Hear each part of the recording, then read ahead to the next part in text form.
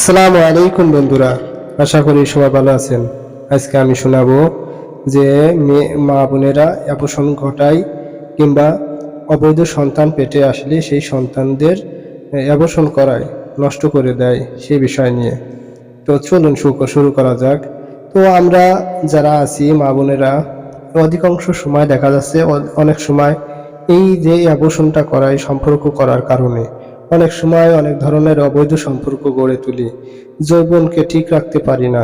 যার কারণে এই যৌবনকে ঠিক না রাখার কারণে আমরা পরপুরুষের সঙ্গে এই এই অবৈধ মিলন ঘটানোর পরে আমাদের পেটে, এই যে মা বোনদের পেটে যে বাচ্চাটা আসে সেটা কিন্তু অবৈধ বাচ্চা।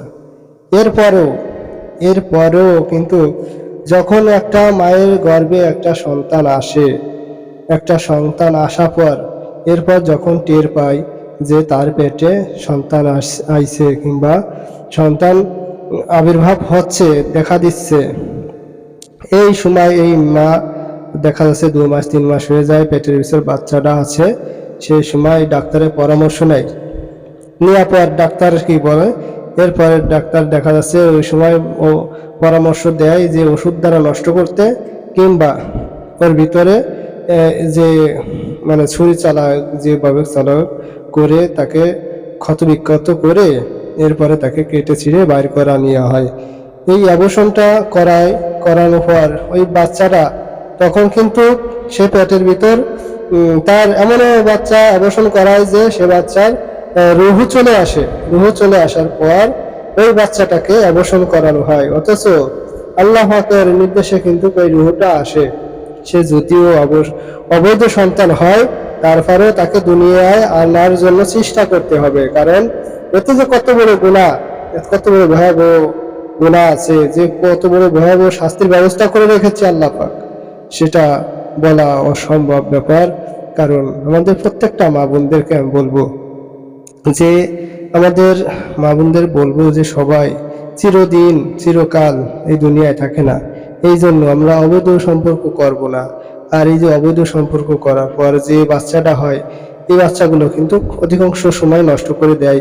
আর দেখা যাচ্ছে অনেক বড় যখন হয়ে যায় তখন ওই বাচ্চাটা দুনিয়ায় আসার সময় হয়ে যায়, তখন টের পাই।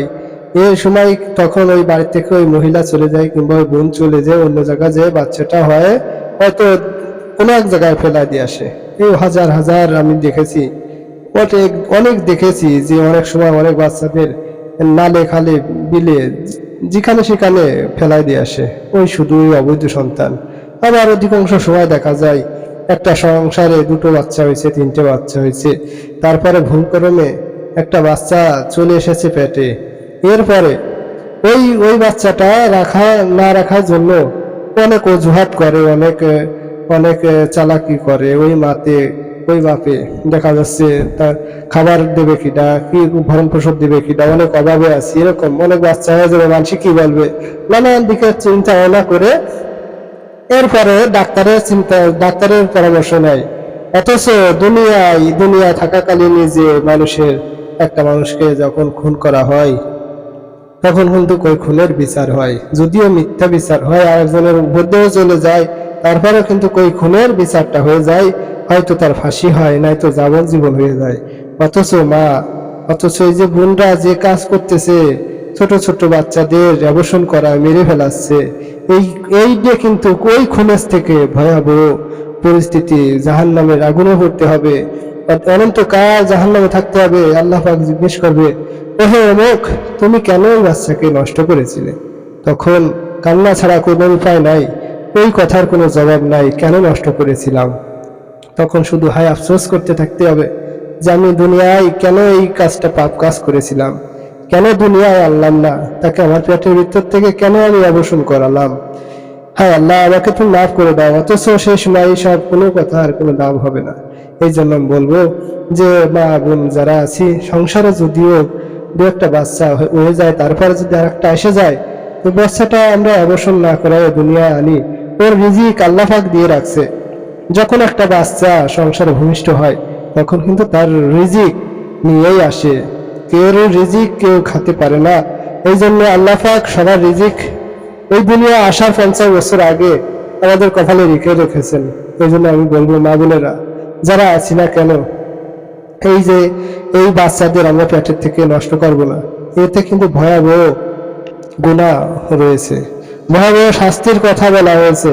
যারা এই বাচ্চা নষ্ট করে খুন করার থেকেও বেশি ভয়াবহ হয়ে যায়।